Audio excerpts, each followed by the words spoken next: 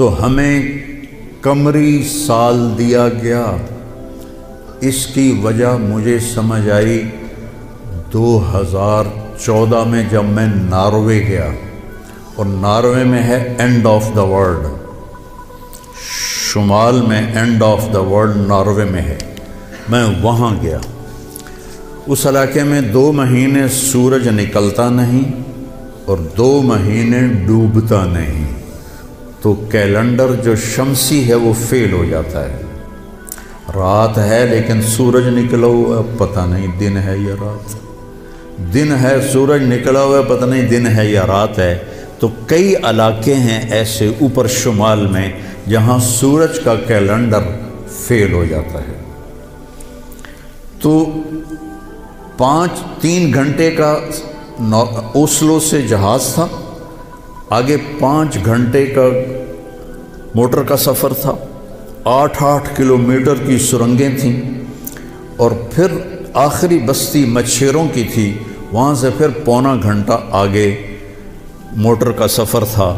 تو جب ہم وہاں پہنچے تو وہ جون جولائی سورج ڈوبتا نہیں، 1 اگست کو ڈوبنا شروع کرتا ہے، اور ہم 4 اگست کو پہنچے، اور شروع میں بس 1 تاریخ کو ایسے ڈوبتا ہے ایسے نکل آتا ہے، پھر 2 کو تھوڑا سا وقفہ کرتا ہے، 3 کو تھوڑا سا وقفہ کرتا ہے۔ 4 اگست کو 20 منٹ کی رات تھی، چونکہ میں 4 اگست کو گیا ہوں مجھے یاد ہے، 4 اگست کو 20 منٹ کی رات تھی، اور ہم وہاں پہنچے تو ابھی ہم نے مغرب بھی پڑھنی تھی، عشاء بھی پڑھنی تھی، اور سورج نکلنے سے پہلے فجر بھی پڑھنی تھی۔ تو یہ ایک انوکھا واقعہ میرے ساتھ آیا ہے جو شاید ہی کسی اور کے ساتھ پیش آیا ہو، یا میرے ساتھ جو ساتھی تھے وہاں میں بھاگا، اور ریلنگ تھی اس کے ساتھ کھڑے ہو کر میں نے اذان دی۔ مجھے اللہ کی مخلوق کو 2 دفعہ دیکھ کے ہیبت طاری ہوئی۔ ایک ماؤنٹ ایورسٹ کو دیکھا کہ وہ پوری طرح ننگا تھا، چوٹی خالی تھی، دیکھ کر میں بالکل گم ہو گیا، جس کے کیل اتنے بڑے ہوں وہ اللہ کتنا بڑا ہوگا۔ اور ایک وہ جب میں اینڈ آف دی ورلڈ پر پہنچا تو اس کا وہ منظر دیکھ کے میں گم ہو گیا۔ میں نے اذان دی، ٹھنڈی ہوا چل رہی تھی، تو میں نے قبلہ دیکھنا چاہا تو چاند سامنے چمک رہا تھا، سورج فیل ہو گیا تھا، چاند چمک رہا تھا۔ تو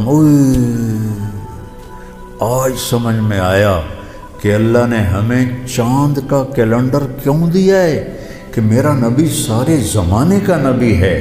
جہاں سورج نہیں نکلتا اور جہاں سورج کئی مہینے نہیں ڈوبتا، اگر وہاں کوئی مسلمان ہیں تو دن رات کا حساب کیسے لگائیں گے؟ چاند کو دیکھ کر۔ میں نے چاند دیکھا، واہ واہ ابھی رات کھڑی ہے، تو وہ قبلہ فٹ کیا، مغرب کی نماز پڑھی۔ مغرب عشاء اکٹھے پڑھنا تو مسافر کے لیے جائز ہے باقی ائمہ کے نزدیک۔ تو پہلے مغرب پڑھی، پھر عشاء پڑھی، پھر ساتھ ہی میں نے فجر کی اذان دی۔ ہاں عشاء پڑھی، 1 وتر پڑھنا بھی سنت ہے، تو میں نے کہا بھائی آج ہکو وتر پڑھو کدیں فرض نہ نکل جاوے، تو 1 وتر پڑھا، پھر میں نے فجر کی اذان دی، ٹک ٹک ٹک ٹک 2 سنتیں پڑھی، پھر والعصر انا اعطینا سے میں نے فرض نماز پڑھائی، اور بیٹھے ہی تھے کہ سورج آ کے السلام علیکم۔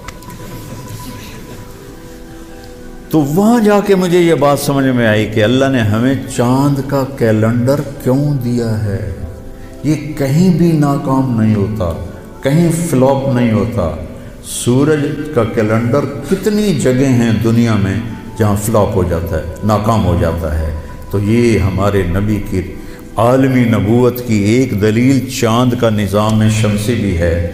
تو بھائیو، میں بہت ساری باتیں وقت کے متعلق بتا گیا، کہنا تو یہ تھا کہ ہندسہ بدلا ہے تو اپنے آپ کو بھی بدلیں، توبہ کریں اپنے رب کی بارگاہ میں، اور گناہوں سے توبہ کریں۔ پتہ نہیں کب عاصم کی طرح کس کو موت اٹھا کے لے جائے، تو نہ جانے بلا لے پیا کس گھڑی، تو کیا کیا کرے گی کھڑی دن کے دن، نہ جانے بلا لے پیا کس گھڑی، پتہ نہیں کب موت کا ڈنکا بج جائے۔ تو بھائیو، اس سے پہلے توبہ کرو، اپنے رب کی بارگاہ میں جھکو، فرائض ادا کرو، 5 نمازیں پوری پڑھو، جھوٹ نہ بولو، سچ بولو، دھوکہ نہ دو، دیانتداری سے چلو، بدکاری نہ کرو، نکاح کرو۔ کہ نشے نہ کرو، حلال پیو، حلال کھاؤ، حرام نہ کماؤ، حلال کماؤ۔ ماں باپ زندہ ہیں تو ان کے آگے اف بھی نہ کرو۔ بیوی بچوں سے حسن سلوک رکھو، روب جمانا نہیں۔ ماں باپ سے کہتا ہوں اولاد کی عزت کرو، اولاد کو عزت دو، انہیں ڈانٹ ڈپٹ سے نہ چلاؤ، پیار سے چلاؤ۔ اولاد سے کہتا ہوں ماں باپ کے آگے اف بھی نہ کرو، کہ وہ تمہاری جنت ہیں، وہ تمہاری جنت کے دروازے ہیں۔ اور اپنی کمائیوں میں حلال رکھو۔ ایک دوسرے سے لڑے ہوئے ہو تو صلح کر لو، کہ اللہ پاک کو آپس کا لڑنا بالکل پسند نہیں ہے۔ اور اب یہ سیاست کا بازار گرم ہو رہا ہے، یہ نہیں منافقت ہے، منافقت کے سوا کچھ نہیں ہے، اس سے دور ہی رہو تو اچھا ہے۔ اور اگر کہیں کوئی سیاست کا کسی کو شوق ہے تو پھر اپنے مخالف کی بدخوئی نہ کرے، اس کی برائی نہ کرے، اس کو گالیاں نہ دے، اس کو برا بھلا نہ کہے، ورنہ اپنی آخرت خراب کرو گے۔ یہ ایم پی ایم این اے ٹکے بک رہے ہیں تو ان کی کیا حیثیت؟ آج کل کے وزیروں کو کون پوچھا؟ وزیر اعظم کو کوئی نہیں پوچھتا تو وزیروں کو کس نے پوچھنا؟